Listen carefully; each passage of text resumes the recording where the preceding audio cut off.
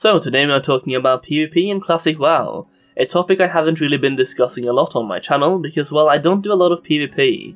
However, recently I have started tapping into the flipping market and I've been expanding the categories of items I'm currently flipping, and I've discovered that PvP kinda works exactly like raids. You can buy items on certain days and sell them on other days, and you can make tons of profit. Actually, the PvP Consumables market seems to do even better than the raiding market because PvP rankers generally don't have time to farm consumables themselves, so they will gladly overpay as long as they get the consumables they need to achieve their rank.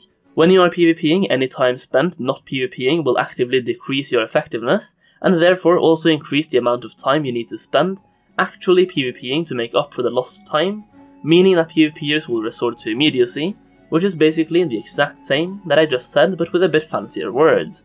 Pretty much PvPers buy consumables, okay?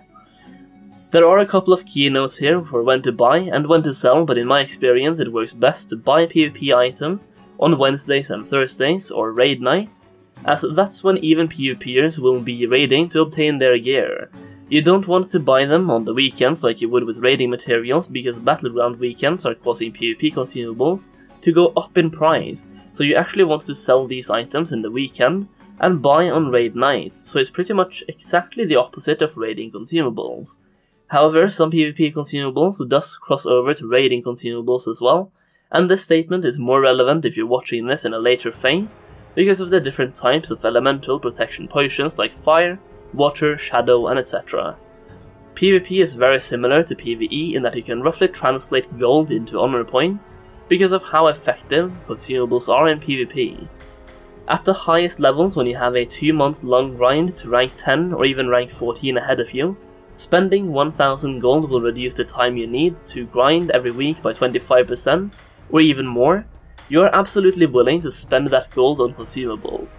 PvP consumables can be separated into a few different categories: offensive consumables, potions, and trinkets.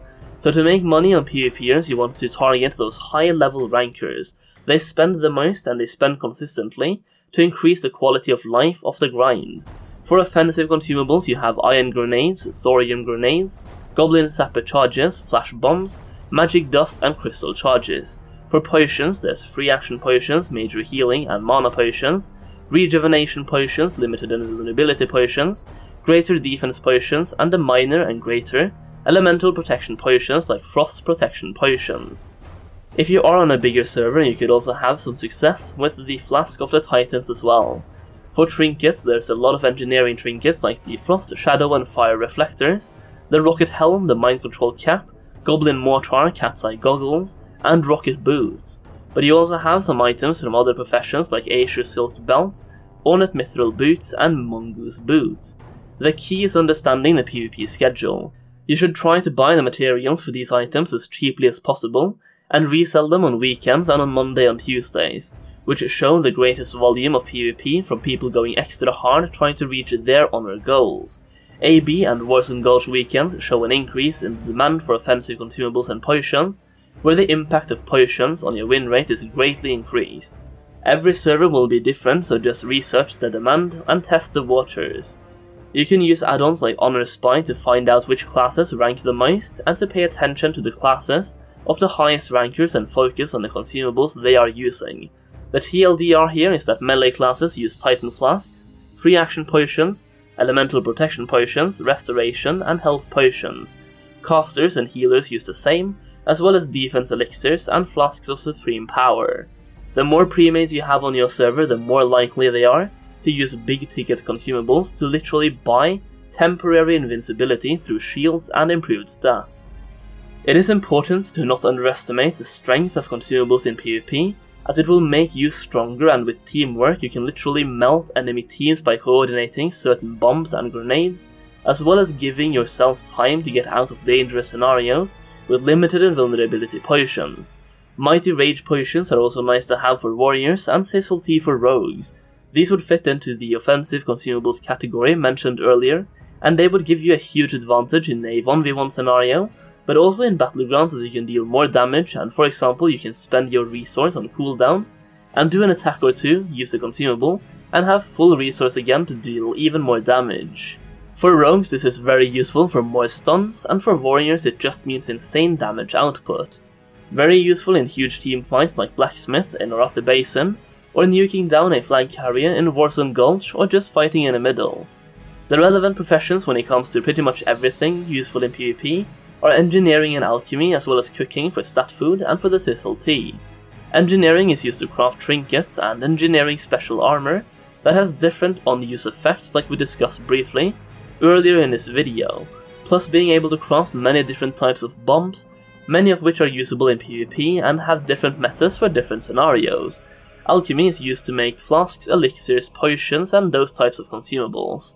So yeah, there are a lot of consumables and I've pretty much mentioned the ones that need to be mentioned so far in this video, but since I have mentioned it somewhat briefly, I will go over each item that could be worth investing in, and cover the materials that are required to make that item, just in case you want to invest in the materials and craft the item yourself, or if you want to flip the materials instead of the crafted item. First off, there's Alchemy Crafts. Limited invulnerability potions require 2 blindweed and 1 ghost mushroom. Free action potion requires 2 blackmouth oil and 1 strangle kelp. Greater shadow protection potions require a shadow oil and dream foil. Greater fire protection potions require elemental fire and dream foil. Greater frost protection potion require elemental water and dream foil. You also have elixirs and flasks, but these are somewhat optional, and if they are worth crafting on your server, you can simply search up items like Flask of the Titans, Flask of Supreme Power or Elixir of Mongoose on Wowhead, and find out how to craft those items. I choose not to cover these because they're only really relevant on a select few servers and might be more meant for PvE than PvP. Then there's engineering items. Iron Grenades requires iron bar, heavy blasting powder and silk cloth.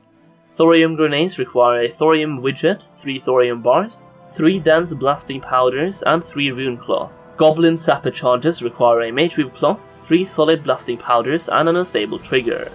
Flash bombs require a blue pearl, heavy blasting powder and silk cloth. Now these are just the materials you need for crafting the consumables. You also have crafted engineering items that I mentioned earlier in this video, but because I don't think those items will sell as well as these ones, I'm going to skip mentioning how to craft each one. And because there are many different items you can craft with many different professions, like there's some unique items from tailoring like the Azure silk belt we mentioned earlier, and you got some items through blacksmithing, like the Ornate Mithril boot, and you have many items that engineers can craft.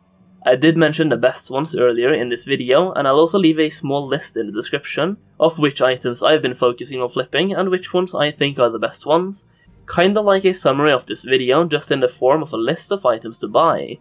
It is also important to understand that these are not really investments, they are opportunities to flip items. Buy them on days with low PvP action and sell them on days with high PvP action.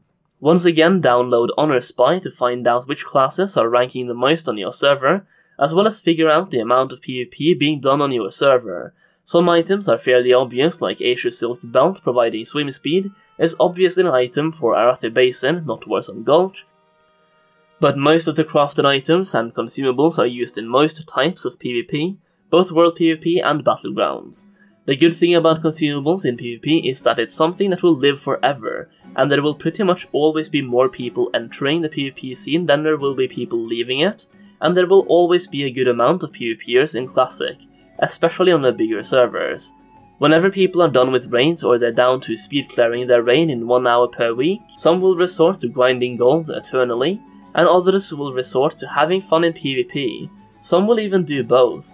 And this is why PvP will be just as popular in Phase 6 as well, because once Next is cleared and everyone is decked out in gear, many raiders might want to rank as much as they can in PvP before TBC comes out, just so they can complete Classic, if you can even call it that. So the earlier you get into the PvP consumables market and learn how to profit from it, the more gold you'll make. So that's the video. I hope you enjoyed it and I hope it helps you make some gold. Massive thanks to all of my patrons for supporting me over there, your support really means a lot. VIP level patrons can see their names on the screen right now.